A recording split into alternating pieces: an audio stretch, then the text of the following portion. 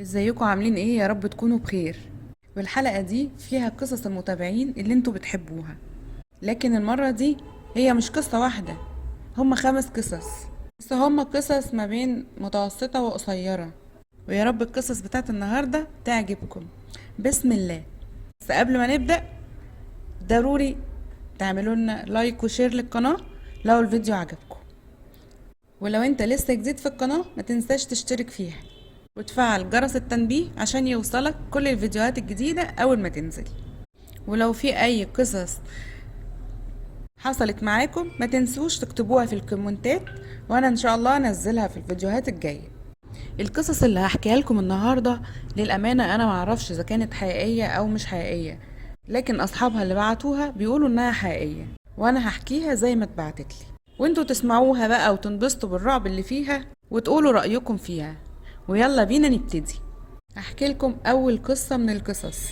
بيقول صاحب القصة الاولى: انا اسمي مختار وشغلتي بواب عمارة وسمسار في حي الزمالك في مصر، وناس كتير عرب واجانب بيجولي عند العمارة اللي انا شغال فيها عشان اجيب لهم شقق للايجار وشقق مفروشة. والحمد لله ربنا رزقني من شغلة السمسرة دي. وفي يوم جمعة من الشهر اللي قبل اللي فات كنت قاعد على مدخل العمارة اللي انا شغال فيها، فجأة لقيت راجل من اصحاب البشرة السمراء جاي وبيكلمني. انا قلت ده شكله يكون من اسوان او النوبة او ممكن يكون من السودان، لكن لقيته بيتكلم مصري زينا، لكنه اول ما قرب عليا حسيت بجسمي بيقشعر بطريقة غريبة، ولقيته بيقول انه عايز يأجر شقة مفروش. لما سألت الناس في المنطقة قالوا لي ان احسن حد هيجيب لك الشقة هو عم مختار اللي هو العبد لله انا.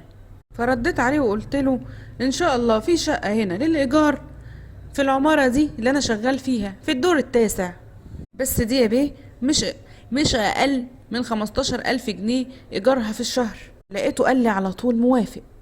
رحت قلت له خلاص تعالى اطلع معايا افرجك عليها. لقيته قال لي لا لا لا لا لا، خلاص مش مشكلة انا موافق هاخدها، وراح مديني مبلغ 1500 دولار. اتصلت على طول على الست صاحبة الشقة وقلت لها، قالت لي خلاص خليه يجي بكرة الصبح عشان نكتب العقد ويستلم شقته. ولما جه الراجل تاني يوم عشان يكتب العقد مع صاحبة الشقة، معرفش انا ساعة كتابة العقد ليه كان قلبي مقبوض وما كنتش مرتاح. بس قلت في بالي طب وانا مالي، هو انا قلقان ليه؟ انا وصلت الراجل لصاحبة الشقة وعملت اللي عليا ومضوا العقد سوا وخدت عمولتي. ايه السبب اللي يخليني خايف وقلقان كده؟ ما كنتش عارف. المهم الراجل بعد ما استلم الشقة تاني يوم بالليل لقيت عربية ملاكي وقفت قدام باب العمارة، ونزل منها 3 ستات برضو من أصحاب البشرة السمراء، وسألوا على الراجل اللي لسه مأجر الشقة، ووصفت لهم الشقة بتاعته.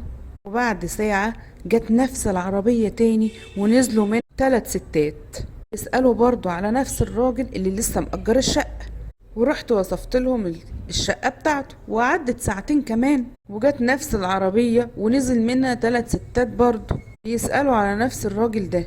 يعني كده وصل عددهم 9 ستات. حاولت ان انا احفظ وشوشهم بس ما كانش باين من عينيهم الا بياض عينيهم وبياض اسنانهم. قلت ايه ده؟ ايه كمية الستات اللي طالعة عند الراجل ده؟ يمكن يكونوا قرايبه، بس معقولة ان كل قرايبه يكونوا ستات مش حتى ولا راجل؟ طب يكون عامل حفلة فوق؟ فقلت لا، انا اطلع كده واحط ودني على باب الشقة واسمع يمكن افهم حاجة، ان انا حاسس ان في حاجة مريبة بتحصل فوق. اخدت الاسانسير وطلعت وجيت ابص على الشقة ما لقيتش الشقة، باب الشقة ما كانش موجود.